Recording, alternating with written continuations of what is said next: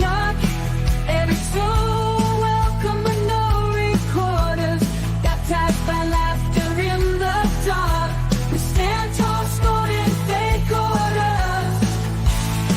In the church of law we rise, with chaos and shenanigans bright, sharpening sarcasm of rise. Together we light up the night.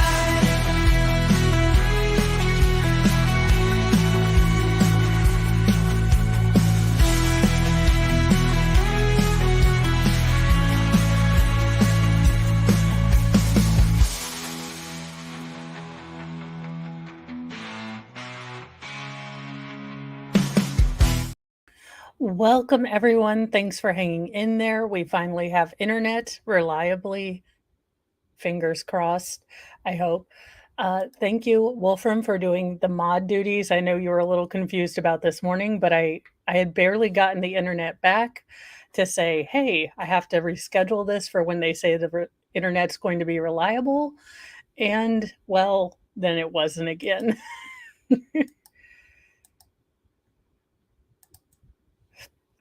So we have a bunch of news, even more news, and holy fazolies. We have a lot of people that passed away this weekend. First among them was Christopher Christopherson, the country music pioneer, and A Star is Born star, passed away at 88 years old. So I guess we're not getting Blade 4, the Chris Christopherson redux. I would have been there for that. I'm just saying. So Chris Christopherson, the bright, trailblazing country music hitmaker who wowed audiences in the 1976 remake of A Star is Born, unfortunately passed away on Saturday at the age of 88. The star was surrounded by family, but no cause was given for his death, according to Variety. Just 1 month before his death, the Golden Globe winner put his ranch on Northern California's Mendocino coast on the market for $17.2 million per the Sacramento Bee. He announced his retirement in 2021 in a statement issued by his management, revealing that he had slowly stepped away from the spotlight. Christopherson was known for his chart-topping 1972 song, Why Me? Me and Bobby McGee, a hit recorded by Janis Joplin shortly before her death in 1970.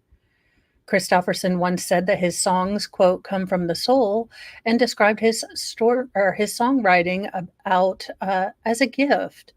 He was successful also on the big screen. He played vampire hunter Abraham Whistler in the 1998 horror film Blade, and the love interest of Ellen Burstyn's character in the 1974 drama Alice Doesn't Live Here Anymore, directed by Martin Scorsese. He'll still always be, the guy that taught Blade how to kill vampires. Blade took off as a trilogy series with a second installment premiering in 2002 and the third in 2004, where he reprised his role as Whistler in all of the movies, playing Blade's mentor. Christopherson was born in June 22nd, 1936 in Brownsville, Texas, where he found a passion for music at a young age. He recalled hearing country and norteño music and the songs of Mexico and southern Texas on the radio stations there. I mean, what a cool guy. And, you very rarely see a shirt with that many ruffles from a dude with that much beard. So there you go. Let's see. I think that it was the strongest influence in my life, Christopherson admitted it during a 2018 appearance on New Orleans public radio station WWNO. I spent 11 years down there, my first 11. The border music, the Mexican music, it was just heart music, and country music was the same, he continued. I always felt that it was the Rio Grande Valley that got music going in my brain. When Christopherson was just 11 years old, he wrote his first song, I Hate Your Ugly Face. Sounds like a song I would write at 11. He said he was It was the closest he ever felt comfortable to writing a love song at the time. In 2009, he re-released the ballad. I'm going to go have to listen to I Hate Your Ugly Face now. He moved around quite a lot as a child since his father was an Army Air Corps officer. He and his family eventually made home in San Mateo, California, in a suburb of San Francisco when he was a teen. After graduating from high school in 1954, Christopherson departed for Paloma College in Claremont, where he played football.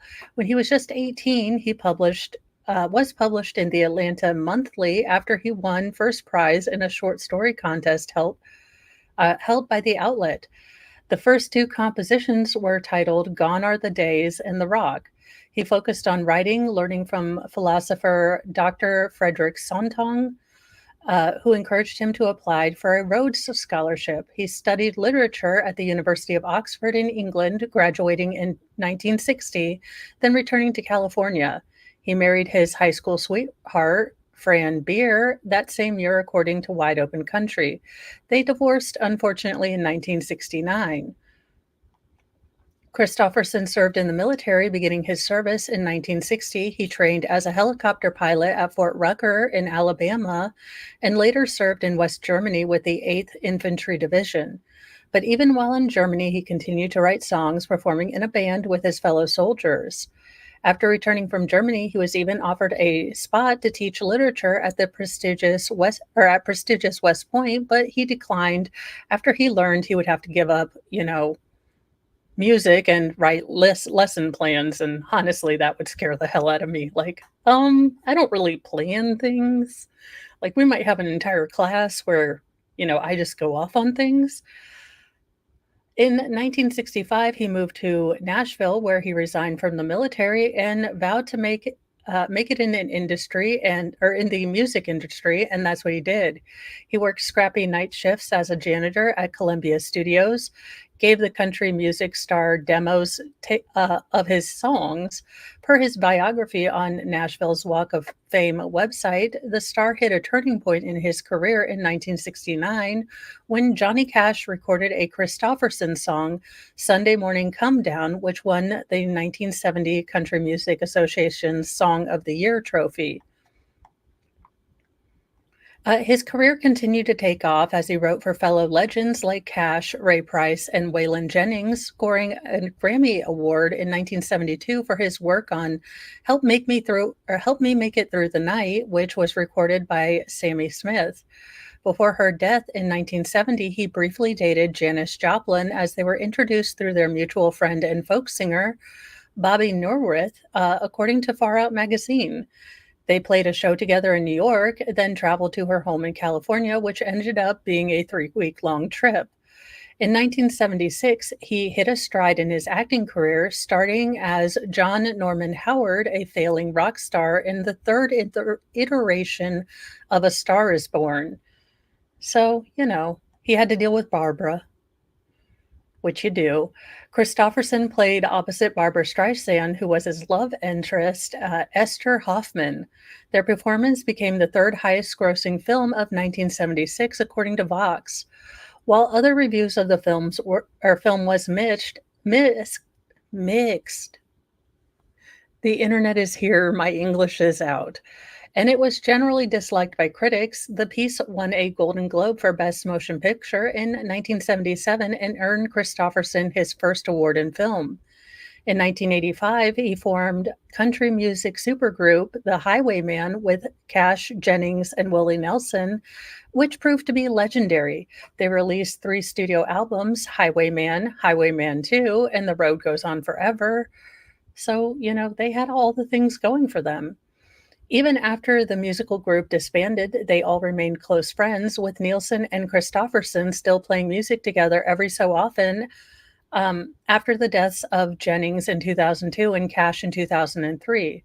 Over the course of his career, Christopherson received many awards and accolades. He was honored with Grammy Lifetime Achievement Award in 2014 and a John Mercer Award in the Songwriters Hall of Fame in 2006. He was inducted into the Country Music Hall of Fame in 2004. In 2016, Christofferson was diagnosed with Lyme disease after doctors told him for many years that he either had Alzheimer's or dementia. He suffered from debilitating memory loss, something he detailed in a 2016 interview with Rolling Stone. After 3 weeks of treatment for Lyme disease, his wife said that all of a sudden he was back, and even though there remained good and bad days. It was also during that interview when Christofferson admitted that he had no anxiety about controlling his own life. Somehow I just slipped into it and it's worked, he told the outlet. It's not up to me or you. I feel very lucky that life's lasted so long because I've done so many things that would have knocked me out of it. But somehow I've always just had the feeling that he knows what he's doing and it's been good so far and it'll probably continue to be. Christofferson always said he wanted the first 3 lines of Leonard Cohen's song, Bird on a Wire, on his tombstone. Like a bird on a wire, like a drunk in a midnight choir, I've tried in my way to be free, the lyrics read.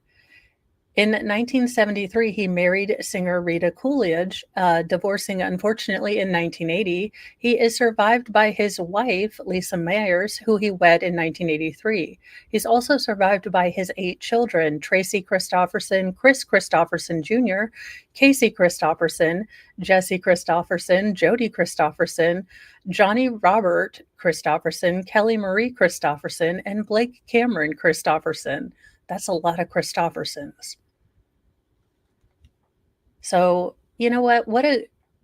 Again, the passing of some of our favorite stars are never the easiest things to deal with. You know, people that we've kind of grown up with and they've always kind of just been there. But, you know, to pass away surrounded by family and friends, having accomplished a life well lived, well, you know, that's about all we can do. Our second death, because these come in threes. Now, I have never been a, oh, come on now. I have never been a Days of Our Lives person, but apparently Drake Hoaxton, Days of Our Life veteran who played John Black, has passed away at 70. Dave Hogston, who played John Black on Days of Our Life for 38 years, has passed away due to pancreatic cancer. The actor's family announced in the news on Instagram. Quote, it is with heavy hearts that we announce the passing of Drake Hogson as he was thrown the curveball of his life when he was diagnosed with pancreatic cancer, but faced the challenge with incredible strength and determination. After putting up an unbelievable fight, he passed peacefully surrounded by loved ones. He was the most amazing husband, father, papa, and actor. He loved performing for the day's audience and sharing the stage with the greatest cast, crew, and production team in the business. We love him and we will miss him all the days of our lives. He first appeared on Days of Our Lives on January 24th, 1986. He went on to play John Black, a mysterious and heroic spy, mercenary, police officer, investigator, and secret agent in more than 4,200 episodes of the NBC soap. His credits outside of Days of Our Lives include the musical CBS series Seven Brides for Seven Brothers. I love that movie, but holy fazolies, was that a bad concept for anyone? Like, you want some wives? Let's go steal them. This will go over well. Still love the movie. Just think it was a terrible, terrible, dating advice. Cassie DePava, who played Eve on Days of Our Lives, paid tribute to Hogston on social media, writing, I am so saddened by this news. One of the kindest people I've ever worked with. What an amazing life he lived. He will be missed. He made our world a better place. You guys, I have never watched Days of Our Lives, so I don't exactly know who this person is.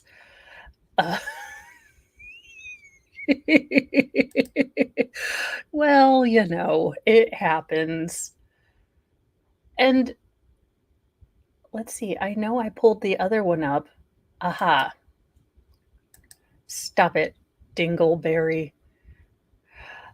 My internet is still being a dingleberry. Beverly Hills Cop star John Ashton passed away at 76 months after Axel F premiere on Netflix. So we're just losing a lot of our old guard. A lot of those, movies that I watched a lot as a kid, we are just losing those people.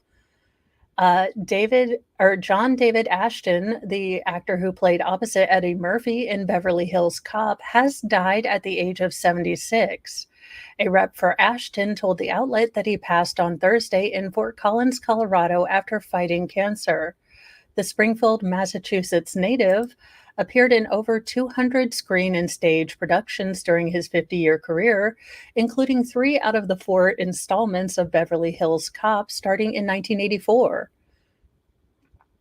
His latest turn as Chief John Taggart, the straight man to Eddie Murphy's wisecracking Axel Foley, premiered on Netflix earlier this year.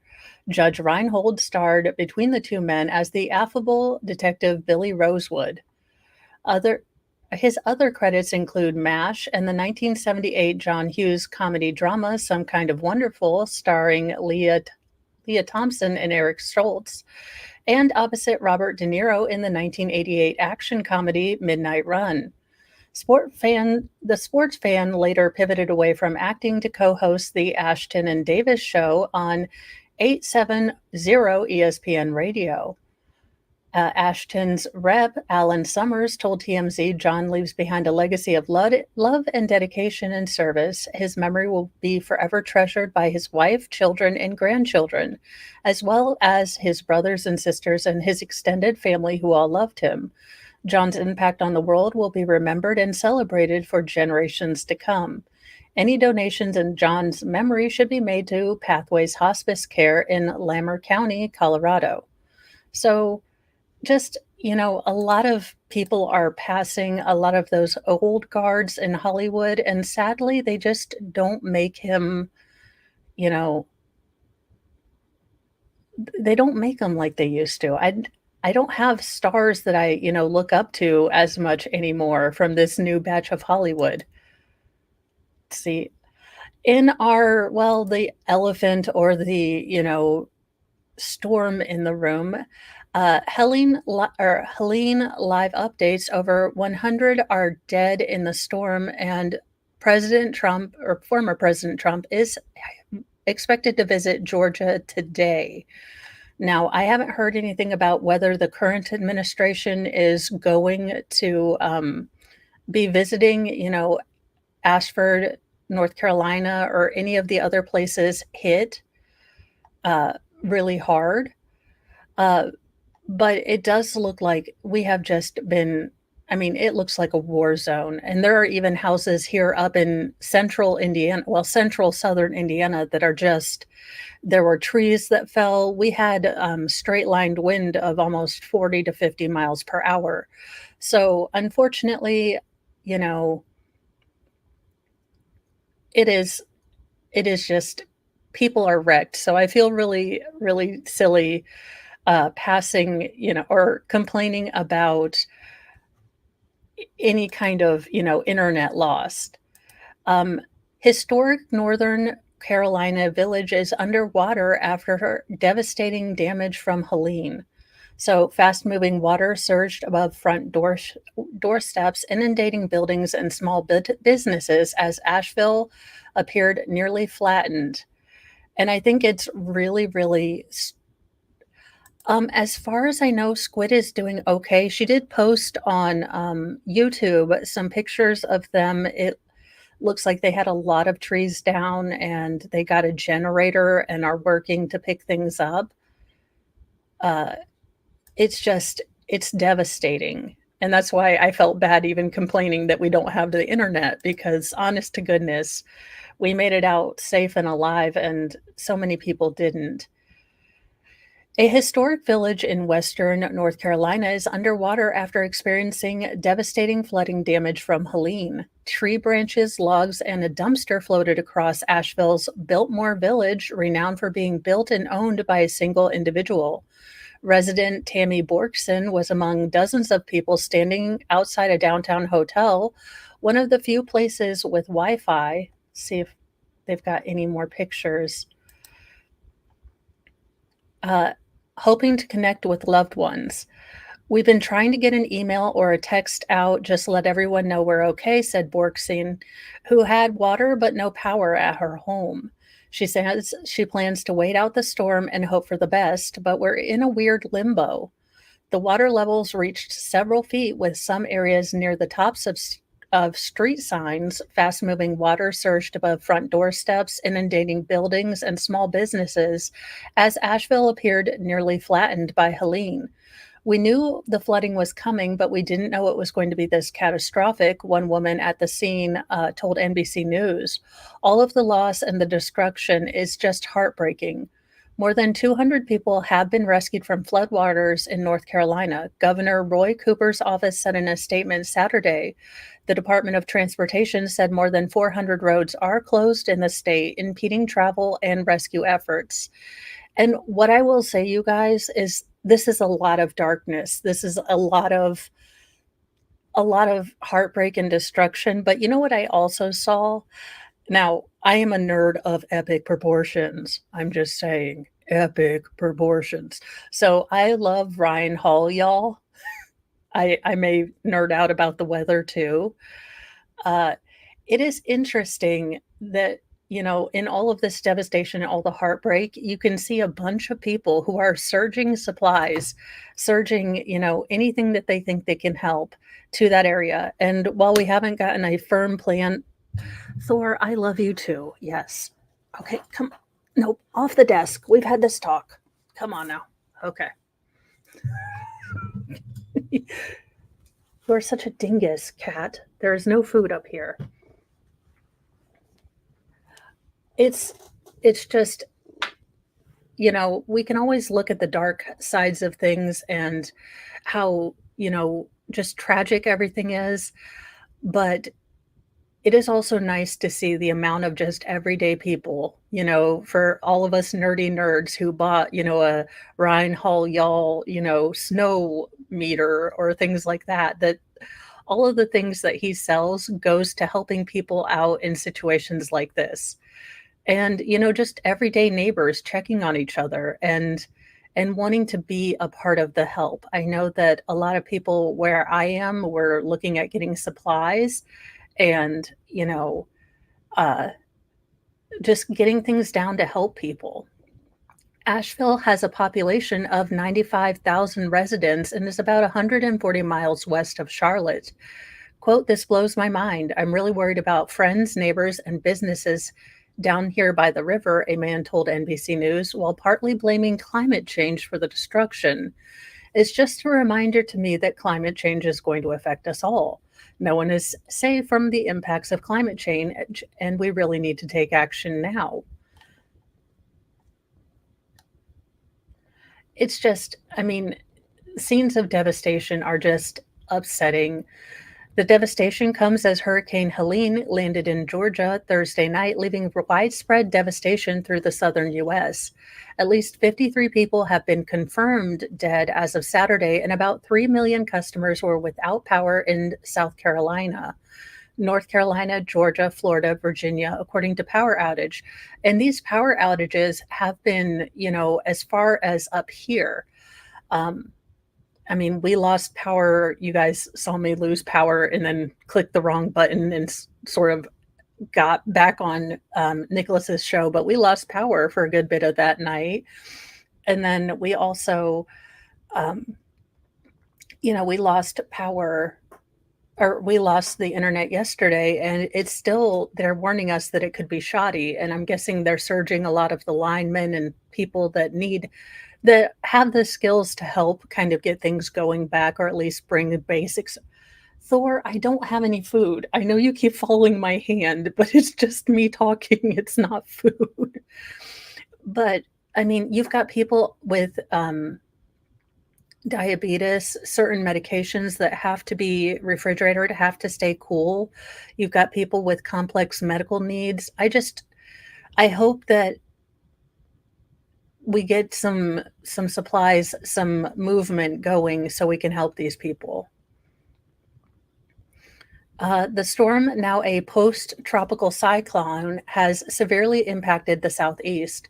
More than 50 people were stranded Friday in an eastern Tennessee hospital due to fast rising water and high winds after several attempts to airlift them failed during the dangerous rescue operation. President Joe Biden has already approved an emergency declaration request from governors of several of the southern states affected by Helene. So, Georgia, Florida, Alabama, North Carolina, Tennessee, South Carolina will receive a variety of federal assistance from the government after the storm made landfall as a highly destructive Category 4 hurricane. Biden has also ordered more than 1,500 federal personnel to be deployed to the region, including search and rescue teams, medical teams, and power restoration teams. Oh, I'm sorry. Yeah, it's just, absolutely devastating to see that, and, oh, good. Well, yeah, and then if it's not, if it's not terrifying, let's see if they've got the other storms that are coming up behind this. I'll have to probably pull that for, evenings or nightly news. You are such a ridiculous f cuddle whore, stop. Well, I mean, that's what he's saying, Mustang McCracken. And I'm not going to call the president a liar on YouTube because I don't need any federal agent investigations yet. Wait till he learns I'm running for, president.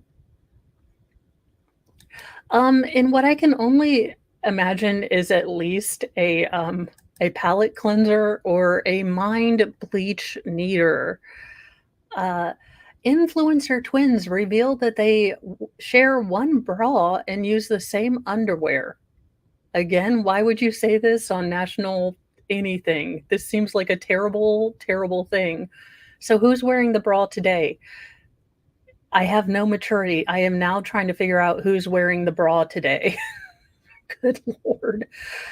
Twin sisters have shockingly revealed that they only have one bra that they fight on or fight over and have a shared drawer of underwear they both pick from freely.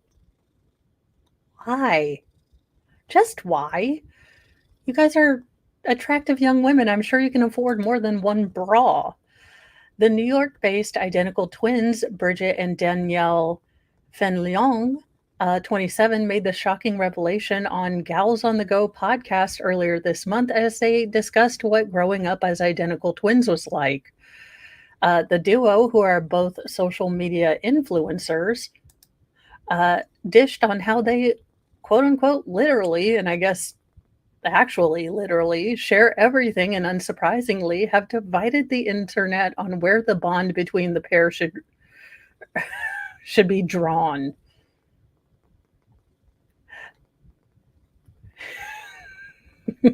Wait, do you want to know something crazy? I'm actually embarrassed to say this. We only have one bra, Danielle said, shocking the show's host. I'm guessing the chick in the white is wearing the bra today. Danielle said, shocking the show's host.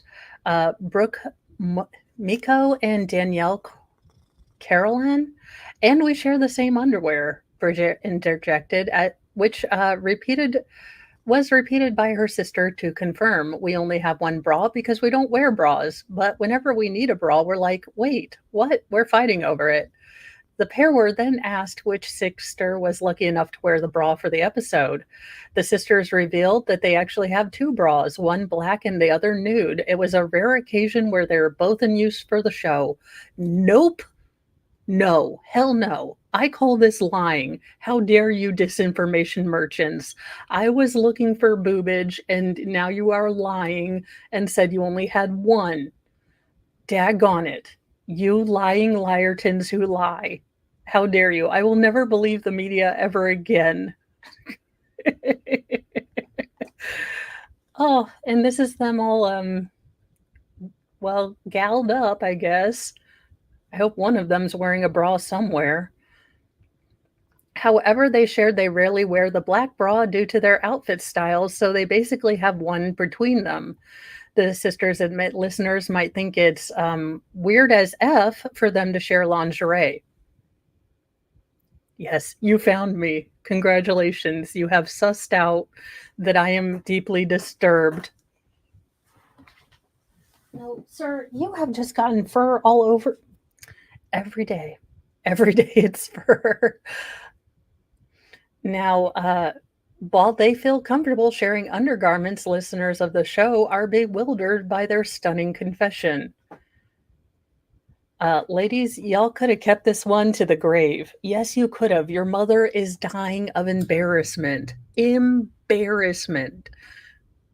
Not to mention, bras aren't like that hugely expensive. I mean, and you guys don't have like double D's to be hefting around places. You can go to Victoria's Secret and get cute bras. But no, apparently it's one bra for the win. I'm a twin, and I'm here to say this is absolutely wild to me. My twin and I don't even hug, let alone share underwear. No, straight to jail. I'm a twin, and no, I get it, but I could never. While some found their confession disgusting, others shared they could relate to the sisters.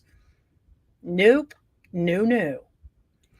As a twin, this is so true. We do the same thing. We don't have one, we have multiples, and then we just share them. Me and my twin do the same thing. All right, well, I guess we know that whichever twin is constantly going to the, OBGYN to get their, UTIs figured out is the one that doesn't do the laundry. I don't know. Why would you ever like I have embarrassing things that I share with you guys because I really don't care, but I stop at things that would embarrass the hell out of my mother most of the time, or things that would get me, I don't know, weird looks on, anything. Let's see. The twins posted a TikTok on Friday where they alluded to fighting over the tan bra because one was moving out of the apartment. In the video, the sisters can be seen having a tug of war battle for the bra, which was lip synced to the audio of Abby Lee Miller yelling, "Get your finger out of my face." How you guys expected us to act the second we decided we're moving away from each other. The duo boast a combined 725 followers on Instagram and regularly post content on other platforms. I, okay, Jen Thunder, I get clothes, but like the single bra that you both own, the underpants, you look like you're not, dying for money. They're like $15 on Amazon. Get you a pair. I feel like I'm like, what timeline am I in and why? Well, in sports balls news, horrific brawl breaks out at the Falcons Saint game with one fan stomping on another one's head in an ugly scene. I mean, it's not even the Packers versus the Eagles. Settle down. Dear Lord. An ugly scene occurred in the stands of Mercedes-Benz Stadium during Sunday's 26-24 win by the Falcons over their NFC South rival, the Saints. Video emerged of a horrific fight in the upper levels of the Falcons Stadium where a fan in white Falcons jersey was recorded kicking and stomping on the head of another man before a female fan was able to get control of him and pull him away from continuing the attack. It's unclear exactly when during the game this disturbing event occurred, but the second social media post seemed to confirm the beatdown happened somewhere around section 321 in that stadium. I will not be playing this because YouTube does not like when you show all the violence everywhere, but I'm guessing it's pretty brutal for them to be, and no one says getting stomped into the head is good. Uh, So, yeah, no. The clip has made the rounds on social media that showed the man in the Falcons jersey kick the man in a red shirt and tan pants in the head as a female fan tries to wrestle him back. The assault comes or continues as he can be seen stomping on what appears to be the combatant's head twice before he is pulled away. And that's about all I'll show of that. Uh, just because holy fazoli's, getting head injuries are terrible. This is not the movies. You do not this is how you go from, oh, we were just having a fight to, oh, how did I get caught for a, full on murder?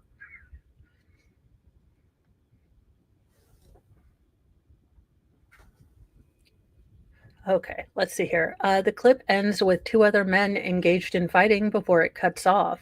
A second video seemingly picks up where the first fight felt or left off, focusing on a man in a black shirt and jeans pinning another man in a white shirt down.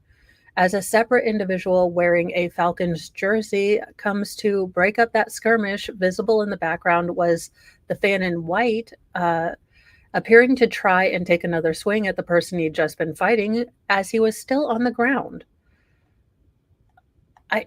The video showed a second female fan jump in to prevent him from punching the man on the ground. Fights at NFL venues have become increasingly common during the past few years. That included a bloody battle happening earlier this month outside a game between the Raiders and the Chargers. Absolutely. And give me one sec. I smell something semi-burning in the house, and I want to make sure that that is, well, nothing burning importantly. I'll be right back. One sec.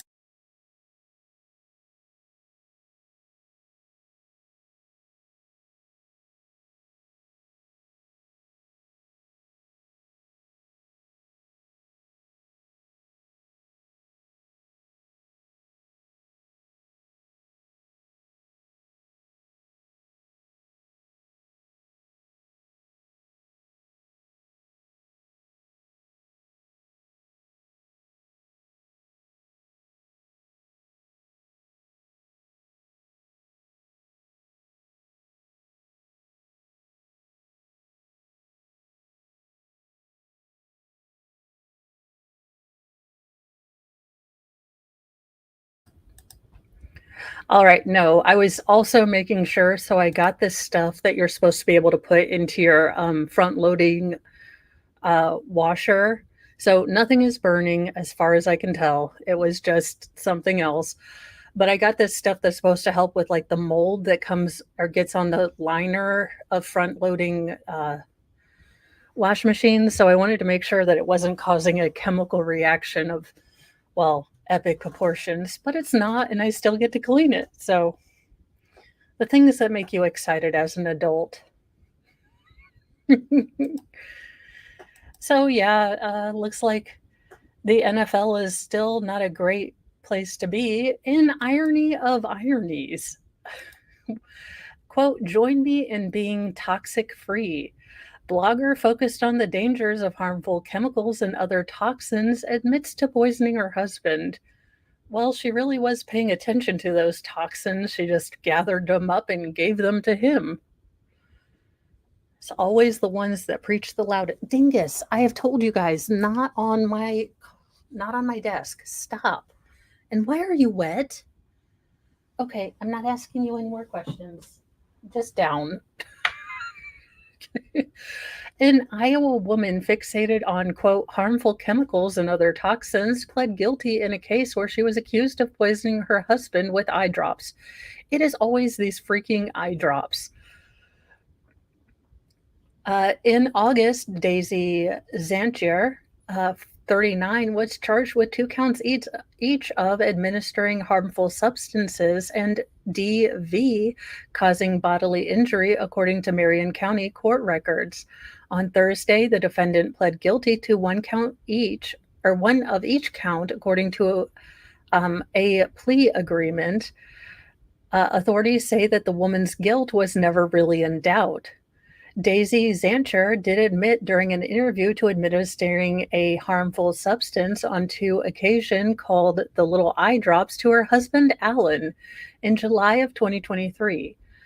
On or above the time and date, the defendant, Daisy, did administer a harmful substance of those eye drops to her husband.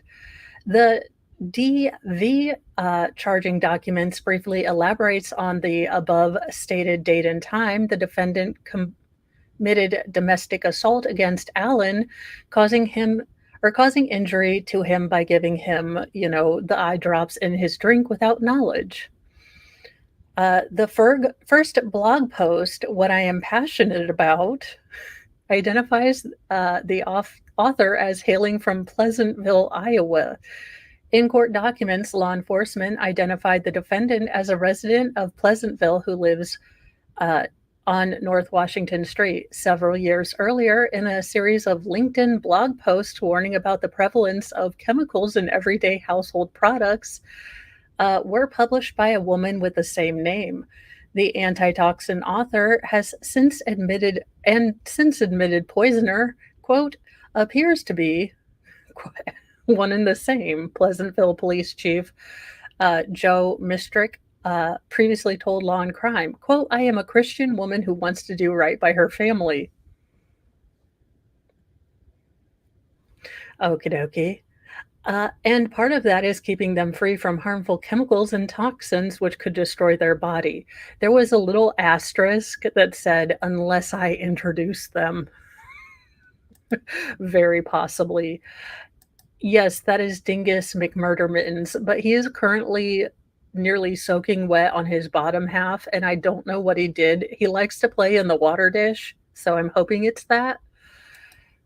But it's like feeding someone arsenic or eye drops. The author wrote in a LinkedIn blog post about doing your own research dated November 1st, 2018. It's not going to kill the person right away. It's going to kill them slowly. I don't know. This is just too hilarious. The anti-chemical, anti-toxin messages appear part and parcel of efforts directing readers to shop at organic retailers. I want to see others who care about themselves join me in being toxic-free and financially free. Okay, well, if you get financially free because you off your husband with eye drops, I don't know if that makes you a better person if you shop at an organic store later on. If you decide that you want to transfer to spending a toxin-free and organic store, feel free to message me and I'll give you my website. But the broad-based war against modern science was apparently abandoned in favor of a concentration on the home front, which embraced the dangerous powers of modern chemistry. She was arrested on July 30th by local and state police, and she was originally detained on a $12,000 cash or surety bond. As a result of her guilty plea, her bond was reduced to $6,000 cash or surety, and her sentencing is now slated for November 7th. Well, there you go. I don't know what to say about this other than, seriously, ma'am? Seriously? Will new evidence free the Menendez brothers? Well, if they would stop making this horrible Netflix show that looks slightly homoerotic, and I mean, when I say slightly, I mean totally, it might help them a bit more than, I don't know, all of this. Lyle and Eric Menendez have been behind bars in California for more than 3 decades for the 1989 killing of their parents, Jose and Kitty Menendez. They were convicted of first-degree murder and sentenced to life in prison in the notorious case that captured the nation's attention. Now the brothers are hoping that new evidence will reopen their case and set them free. 48 Hours contributor Natalie Morales speaks to Lyle Menendez from prison as he awaits a judge's decision to or decision in an encore of the Menendez brothers' fight for freedom, now streaming on Paramount Plus. The Menendez brothers admit that they unalived their parents. Instead, the focus of the case has long been on why they did it. They insist that they unalived out of fear and in self defense after a lifetime of physical, emotional, and they suffered at the hands of their parents. One of their lawyers, Cliff Gardner, tells 48 Hours that new evidence corroborates these longstanding claims and lessens their culpability. Gardner argues that Lyle and Eric Menendez should have been convicted of manslaughter instead of first-degree murder, and if they had been, they would have received a much shorter sentence and been out of prison a long time ago. And I believe they're talking about the letter that was received from a younger band member of Menudo back in the day. So think boy band, but for Mexico. And I believe one of them came out as a possible victim of their father several years back. The new evidence includes a letter that Gardner said was written by Eric Menendez to Eric's cousin, Andy Cano, in December of 1988, about 8 months before the crime. The letter reads in part, "I've been trying to avoid Dad. It's still happening, Andy, but it's worse for me now. Every night I stay up thinking he might come in. I'm afraid he's crazy. He's warned me 100 times about telling anyone, especially Lyle." Andy Cano did testify at the brothers' trials. He said that Eric Menendez, at age 13, years before the killings, told him that his father was touching him inappropriately. Prosecutors at the trial suggested that Cano was lying. The brothers were tried twice. Their first trial ended in a mistrial when two juries, one for each brother, couldn't reach a unanimous decision as to whether Lyle and Eric Menendez were guilty of manslaughter or murder. When they were tried a second time, prosecutors attacked the abuse allegations more aggressively. They referred to the allegations as the abuse excuse. That trial ended in the brothers' conviction of first-degree murder. Gardner says the letter is more proof that the abuse allegations were not made up. He says the letter was never presented at either trial and that it was discovered in storage within the last few years by Andy Cano's mother. Andy Cano died in 2003. The letter isn't the only piece of evidence that's resurfaced. Excuse me. Roy Rosello, a former member of the Puerto Rican boy band Menudo, has come forward claiming he was also SA'd by Jose Menendez back in the early 80s when Rosello was a minor and a member of the band.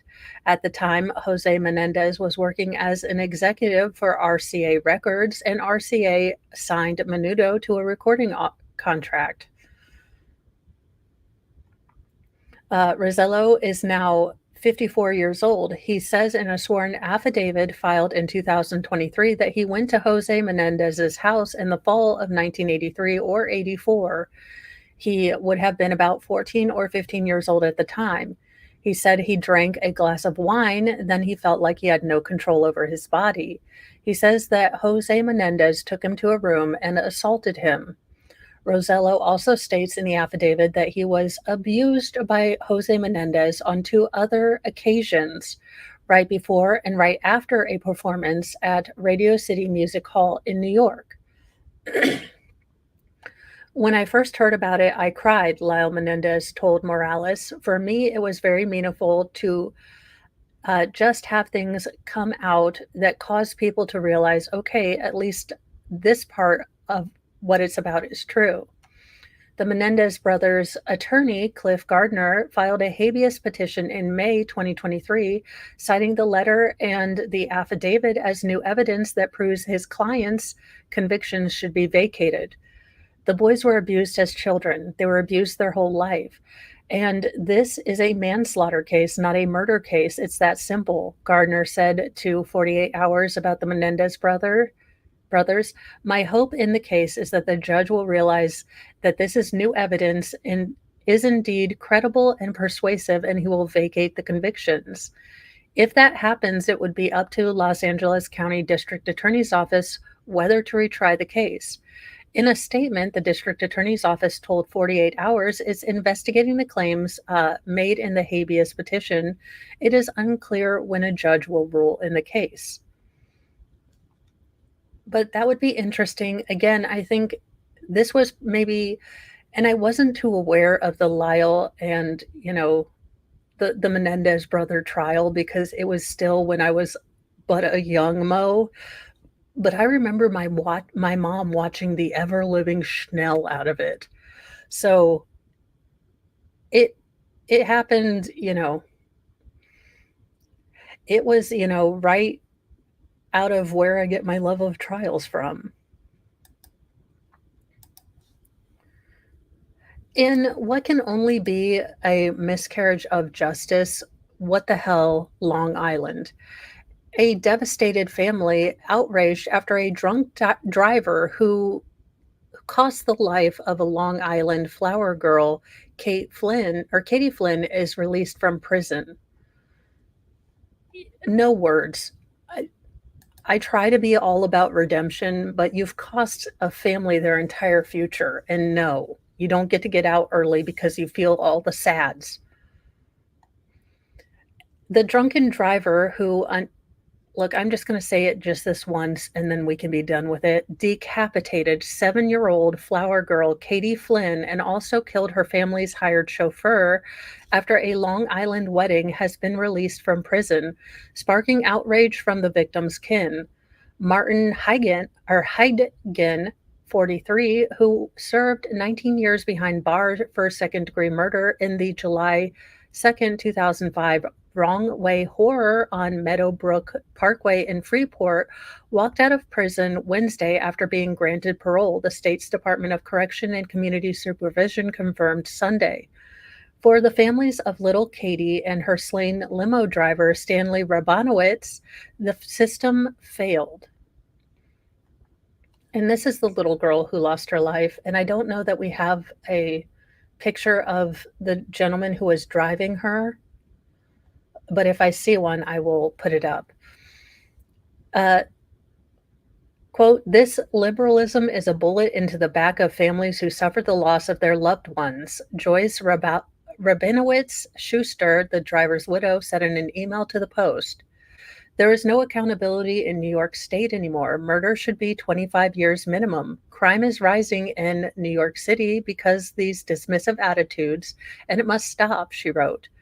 My family and the Flynn's and Tangi families, Katie's maternal grandparents, realize this crime every day.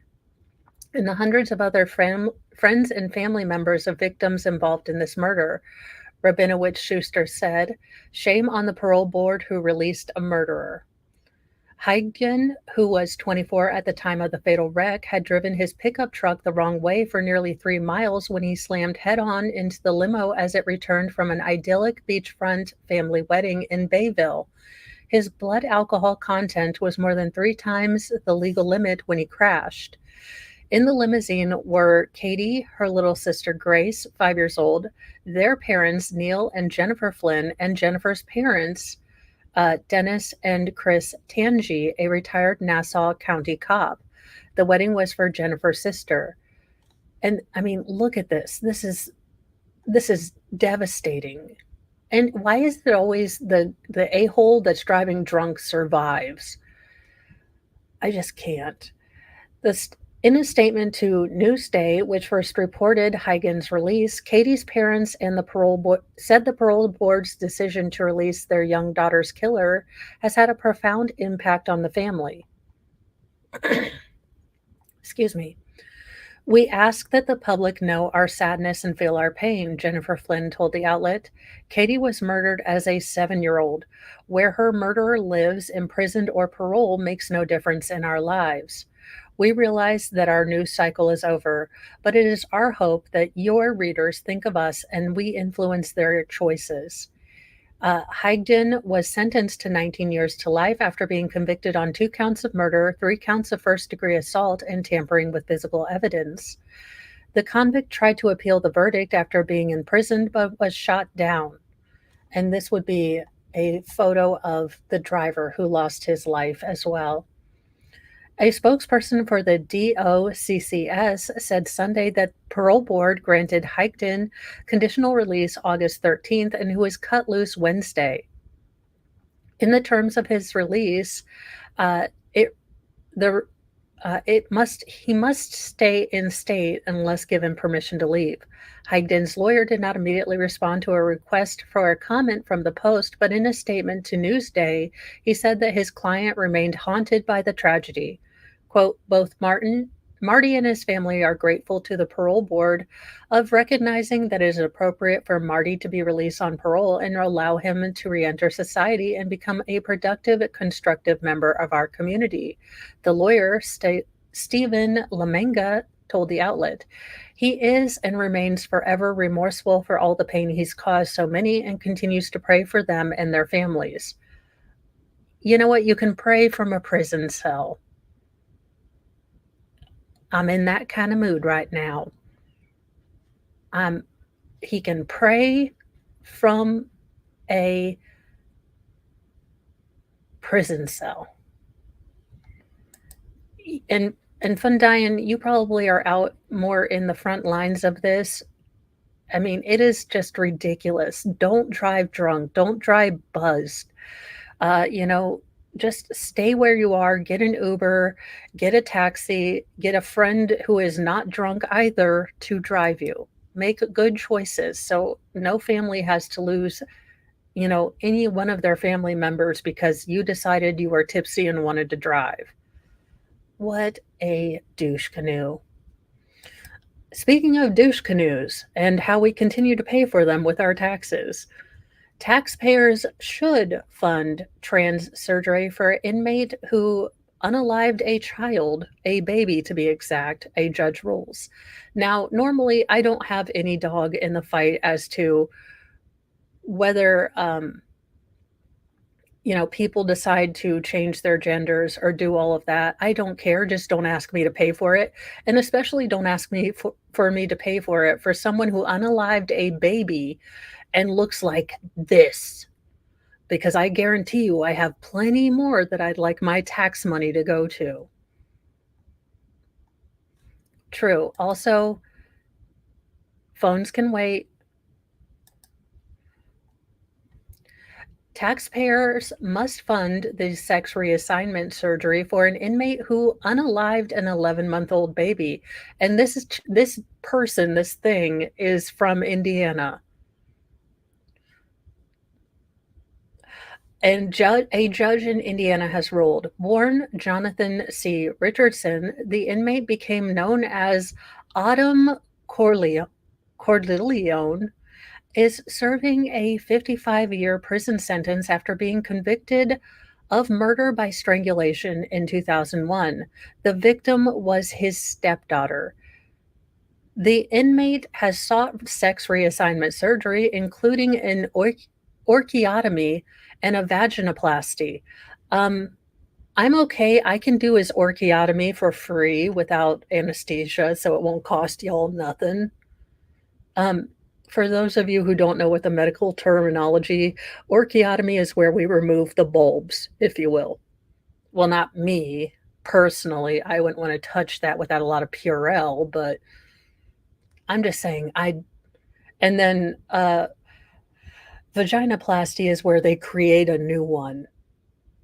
The state of Indiana prohibits its prison service from funding gender reassignment surgeries for its inmates, but the American Civil Liberties Union, well, God bless those assholes. I mean, those lovers of life, sued the Indiana Department of Corrections on this thing's behalf, saying that it violated the Eighth Amendment's prohibition of cruel and unusual punishment. This thing unalived an 11-month-old. What other part of punishment would you like? Cruel and unusual is where it should be. I'm sorry. The lawsuit, first brought in 2023, said that this photoed above thing Identified as a woman since the age of 6, but was only diagnosed with gender dysphoria in 2020 and prescribed male or female hormones and testosterone blockers. Uh, this person has consistently taken the hormone medications ever since and has been receiving other accommodations behind bars in an all male facility, including women's panties, makeup, and form fitting clothes. Well, God bless. I mean,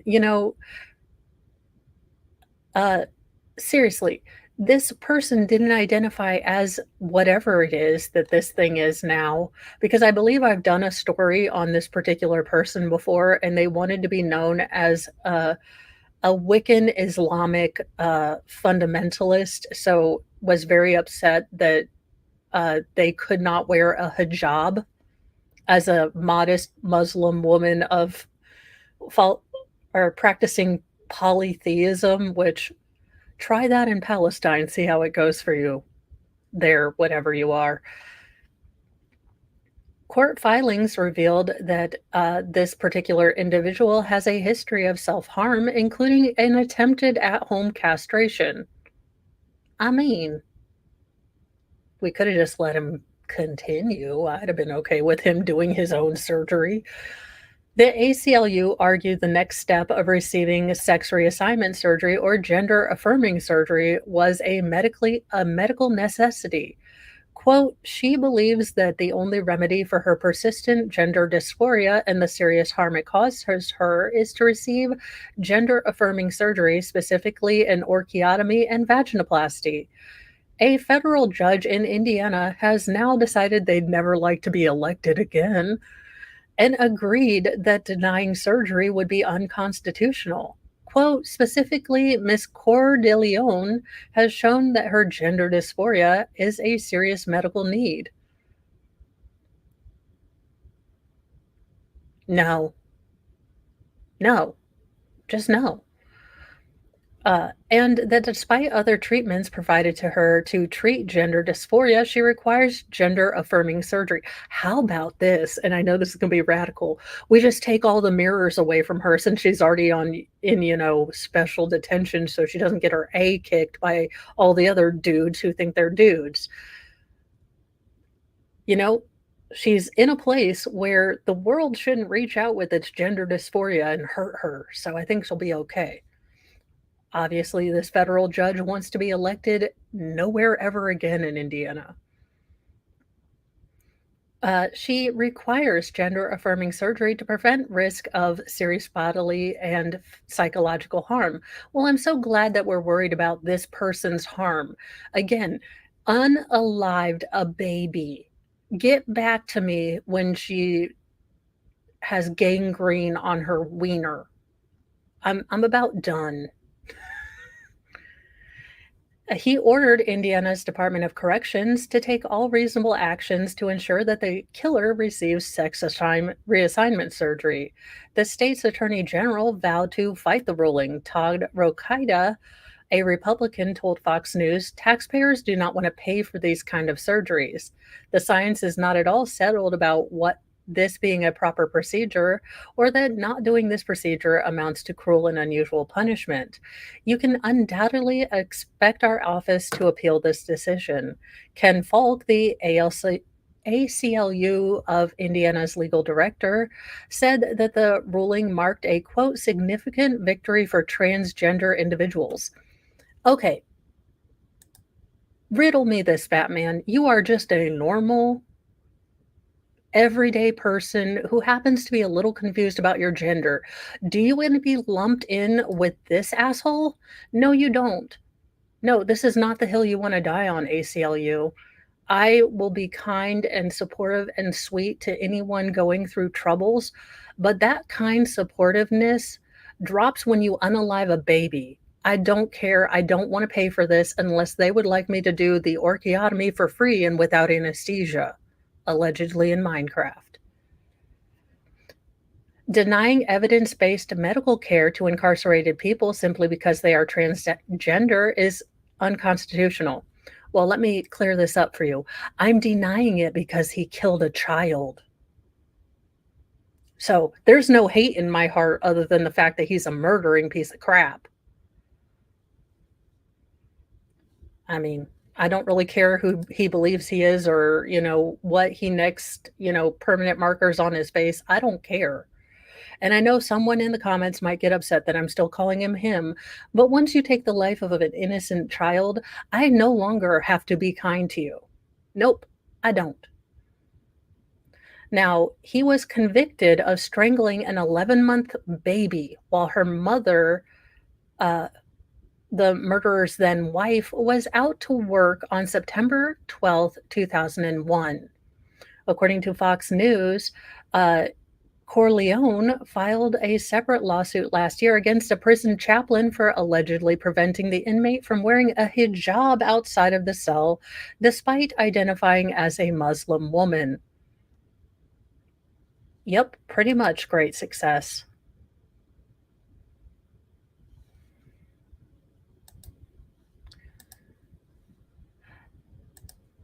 Well, Long Island is just having a weird day today.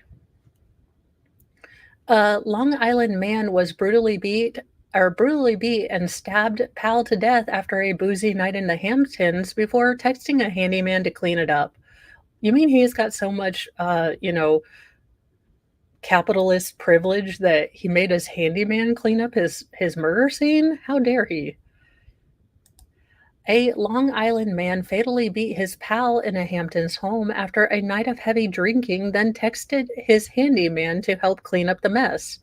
Jeremy Allen, 43, was busted when cops found the pummeled and stabbed body of his friend, 43-year-old Christopher Hahn, stashed under a tarp on the suspect's back patio after a booze-fueled attack Saturday morning, according to police reports.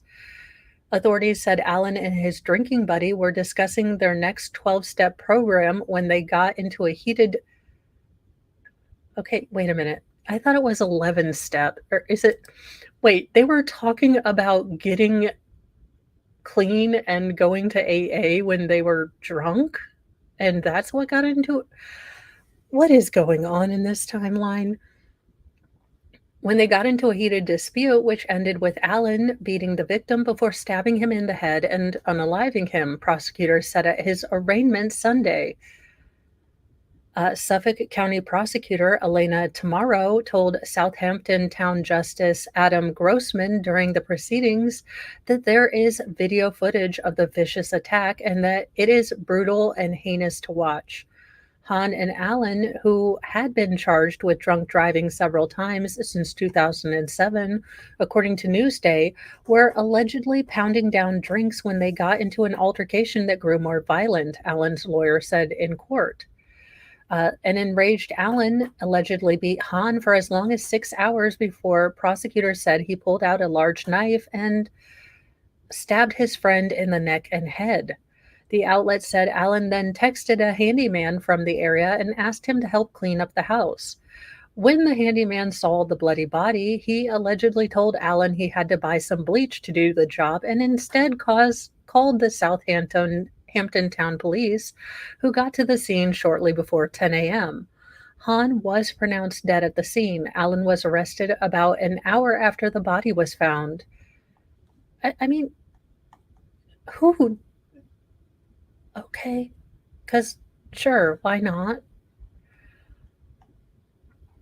He was arraigned Sunday and ordered held without bail. Allen also has a pending grape case in Southampton and is still on probation for a 2022 conviction of drunken driving in Ulster County. Yeah, that hat is a little too small. You need a bigger hat because it wouldn't be a day that ended with Y without another young teacher trying to corrupt the male youth of America. Quote, he doesn't even know the wounds that he has yet. Teacher SA'd minor after giving him marijuana, then made him drive her car home because she was too drunk. Jesus giblets, what is wrong with these women? Ma'am, really, no. I mean this quite baldly. What the hell is wrong with you? What is wrong with you? You assaulted a young man, then made him drive you home because you were too drunk? An Idaho teacher who admittedly SA'd a teen boy will spend up to 2 decades behind bars after taking a plea deal. In August, Jessica Lawson, 36, pled guilty to 2 counts of SA of a child. On Thursday, she was sentenced by Senior District Judge Stephen Dunn to between 2 and 20 years in prison, where she will have to attend offender treatment. Upon release, Lawson will have to register as an offender. The plea agreement wipes out 2 of the charges of felony rape of a minor, as well as the charges of felony delivery of a controlled substance and a misdemeanor dispensing alcohol to a minor. The since condemned woman was arrested in November 2023 after a traffic cop stopped her and found the victim behind the wheel of his abuser's vehicle because she was too drunk to drive herself. The compounded crimes were remarked upon by Idaho Deputy Attorney General Madison Allen during sentencing hearing this week. Jessica Lawson, who was 36 years old at the time, had an unlawful relationship with a 16-year-old minor male victim when she picked him up from his home secretly without his parents' permission. She took him to her house where the two began to drink alcohol and engaged in the smexy time together. The defendant's defense attorney also briefly spoke. She wishes to apologize to the victim, Alan Browning said. She has agreed and understands that she will be going to prison. She understands that in the interest of justice, and it seems appropriate. On November 6, 2023, Lawson's vehicle was pulled over because the taillights were out. The basic traffic stop soon took on a much greater, level of importance when police found a teenager driving the intoxicated teacher in the passenger seat. The teenage boy would go on to tell authorities that Lawson had given him the devil's lettuce that night while she drank alcohol. He said the woman picked him up from his parents' house around 11 p.m. When they returned to her house where she drank, he smoked, and they got together. That same night, Lawson called the minor's parents to tell them that she had taken him to her house and given him alcohol, but did not admit to giving him the devil's lettuce or having the smexy times with him. After being arrested, she initially pled not guilty. On Thursday, the former teacher apologized to the boy and his family. Quote, "I'm alone responsible for my actions, but I believe a prior relationship was the catalyst that's..." No, let me explain how you do this. I believe I alone am responsible for my actions. I am sorry. You do not go on to, but I was really traumatized in this past relationship. No, you go on with, I did something wrong and need to be punished. The end. Because now what you've done is you made it a whole different story how you just, had a bad relationship. No, that doesn't work like this. That is not a get out of jail free card. Oh, this is awesome. Still a long time, but I'm glad that you guys are doing okay. And I know things are just crazy out there, but hopefully, as more, maybe localities can send other linemen to help. Well, all the time, all the time. I want to apologize to the victim and his family for any pain that I've caused. I want to apologize to the community and anyone I've let down. During a victim impact statement, the boy's father discussed the long road ahead for the family going forward, noting that he and his wife adopted the victim just days before the crime. Quote, "It takes a village to raise a young man, especially a young man that has been in and out of foster care, that has never known what it's like to have a mom and dad," the boy's father said. "My son is going to take a long time to heal, and he doesn't even know the wounds he has yet. He's not going to understand those wounds until he is a parent, and he's sending his daughter or son to a house of a parent that he trusts." What a powerful statement.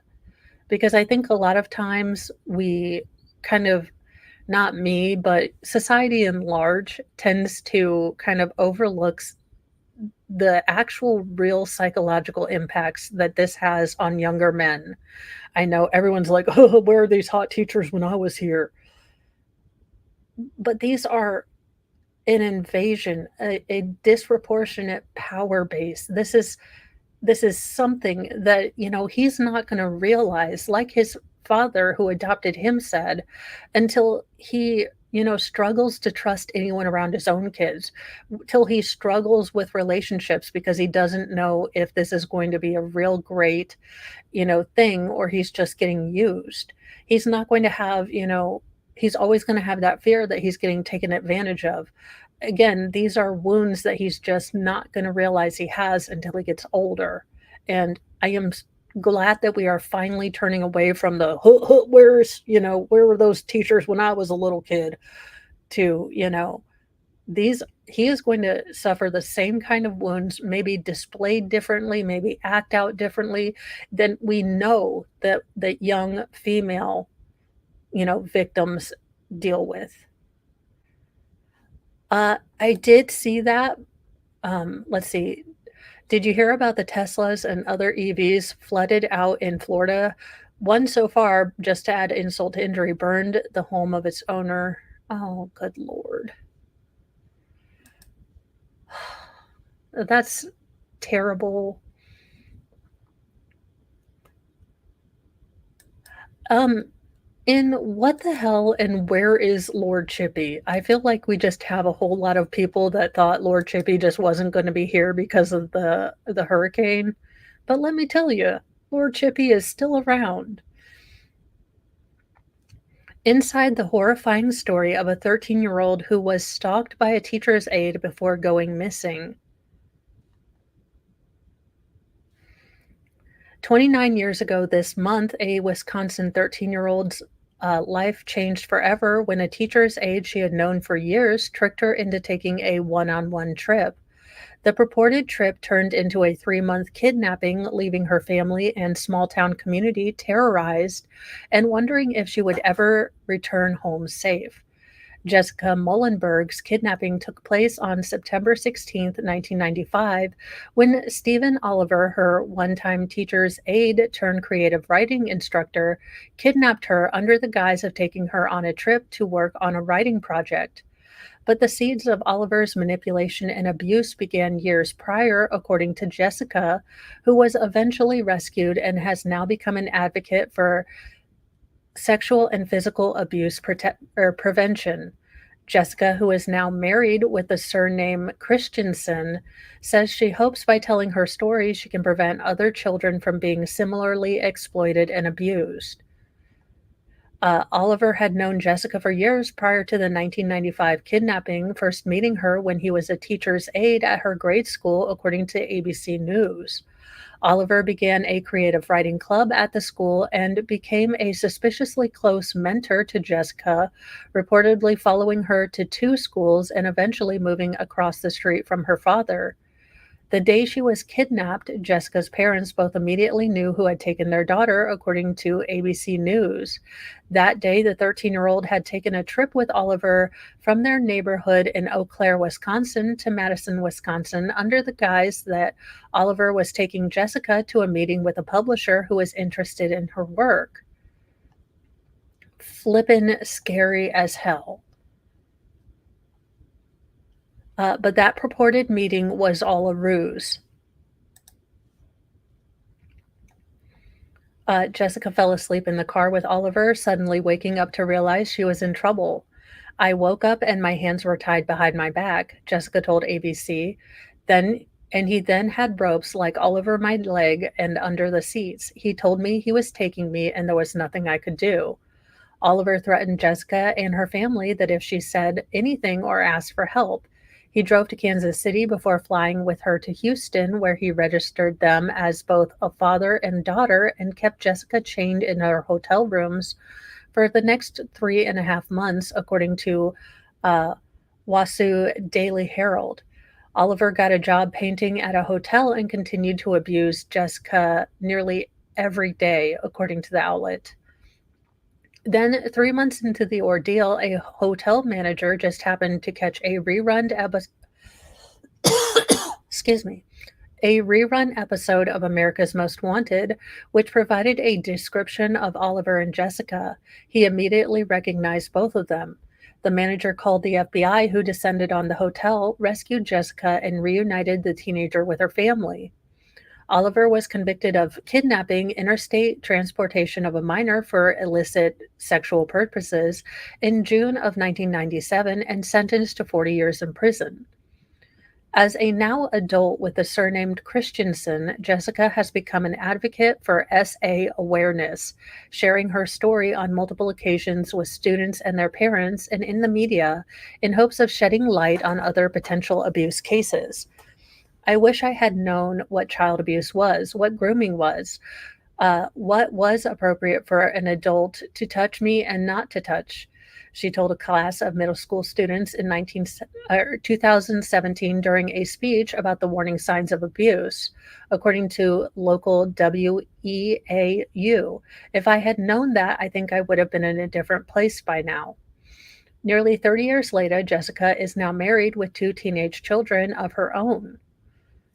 What a story that she has turned something so horrible and 3 months of torture and threatening your parents being threatened and just anything like that.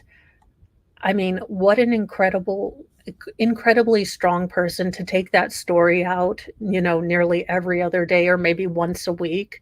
The hardest thing that she's ever had to deal with, I'm sure, to take it out and, to look at it and try to bring, some help to other people's lives, because I know this can destroy lives. I am sure she has incredibly dark moments that, she is still healing from. But to take that pain, that fear, and that experience and turn it into, hey, watch out, be safe, be careful, know these signs. If you have a bad feeling about something, know it. I mean, J. Katie Buck, you're not wrong.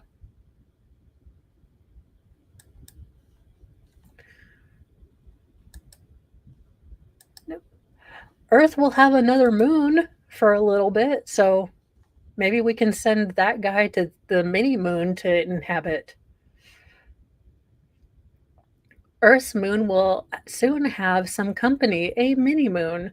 The mini moon, which is actually an asteroid about the size of a school bus at 33 feet or 10 meters, when it whizzes by Earth on Sunday, it will be temporarily trapped by our planet's gravity and orbit the globe, but only for about 2 months. The space rock 2024 PT5 was first spotted in August by astronomers at the Complutense University of Madrid using a powerful telescope located in Sutherland, South Africa. These short-lived mini-moons are more common probably than we realize, said Richard Benzel, an astronomer at the Massachusetts Institute of Technology. The last one was detected in 2020. This happens with some frequency, but we rarely see them because they are very small and hard to detect.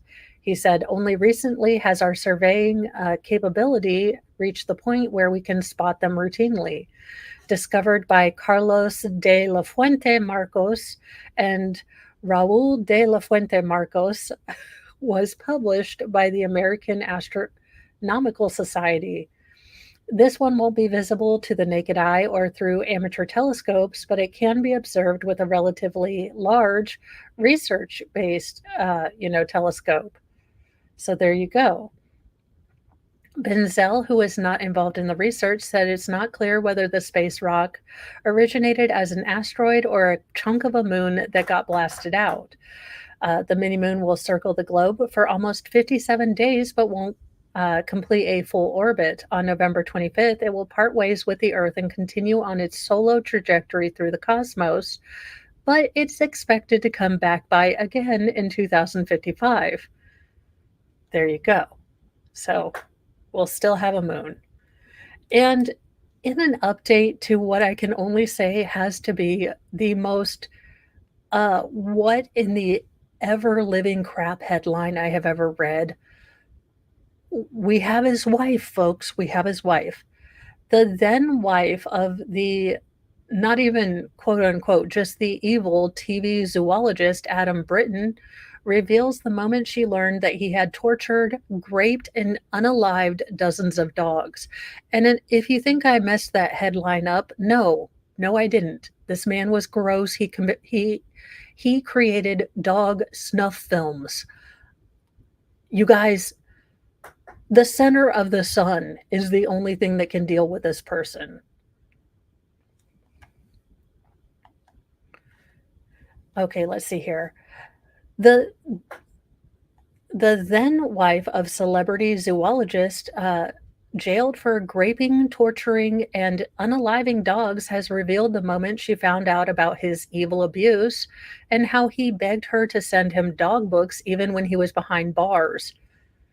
Dog books? Seriously? No, I'd be sending you all the dogs who want to bite your ass. I'd be sending you, Cujo and Killer and Murder Mittens.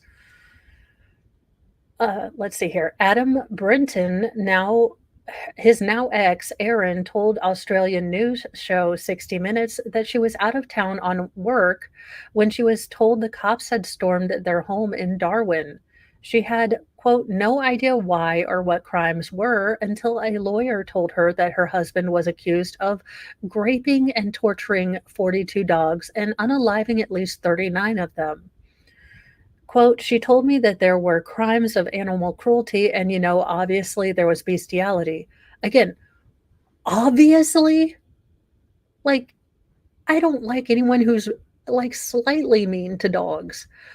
Obviously, he's into bestiality. What? She recalled in her first interview about the horror crime.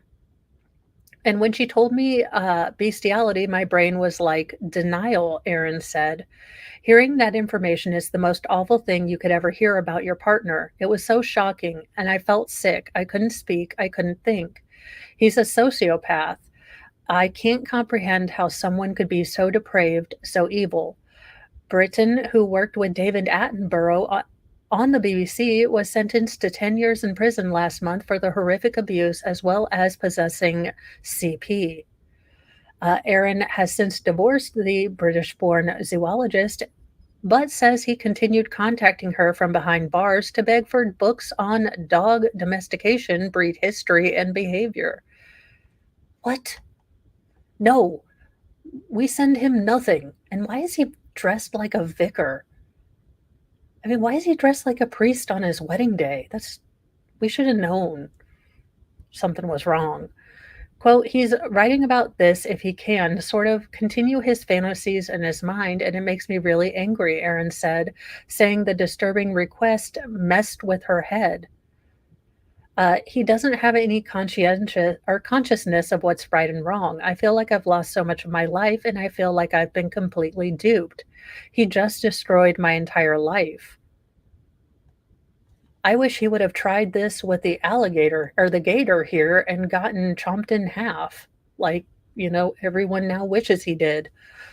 Brighton, a senior research associate at the Charles Darwin University, began his abuse in 2014 and only stopped when he was arrested in April 2022 after authorities were sent a video he shared online of himself committing the abuse. He engaged in discussions with users on encrypted messaging services about bestiality, animal abuse, the acquisition of dogs, and the methods for disposing of them. A search of Britton's laptop also uncovered 15 files of child abuse material that he had sourced online, including content involving That's it. Toddlers? All right, that's it. We're filling Mo's breeder mobile. We are getting on a ferry. We are going to the land down under, and we are taking care of business. What? I mean, I am a okay. Well, that's about that. So we're going to have to end on something that's not this, so the rest of us don't, start booking flights to down under. In what could only be a sort of palate cleanser, a giant mandrake. A British man's giant root vegetable earns a world record. I still call it a mandrake, and I may have watched Harry Potter too much. A British man who took his giant produce to the Malvern Autumn show broke Guinness World Record with a 13-pound root vegetable called a celeriac. Interesting. I've never heard of one of those. Gloucester resident Graham Barat received confirmation Thursday that his vegetable was the new record holder for the heaviest celeriac. It's either weight or length for the giant veg, but not its beauty. Some of them are quite ugly, Barrett joked in an interview with BBC Radio. Barrett also brought other giant vegetables to the Malvern Autumn show, including a cucumber that was just short of earning him a second record. I weighed it today and it weighed 29 pounds, but the world record is 30 pounds. He said, "That's just how cruel the business is sometimes."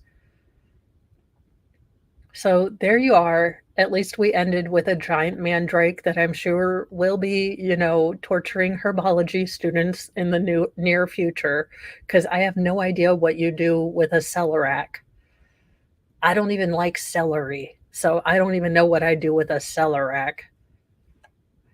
But there you guys go. I am going to get off of here because I have about 30 minutes before I have to go pick up the youngest, most ferals.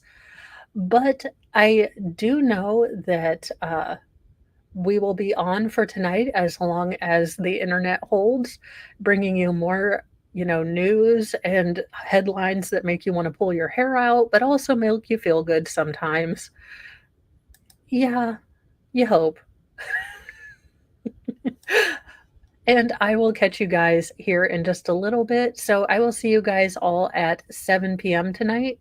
And hopefully, all the internet will be good. If not, I will try to get messages out to everyone and beyond. But it seems to be holding steady. Let's hope.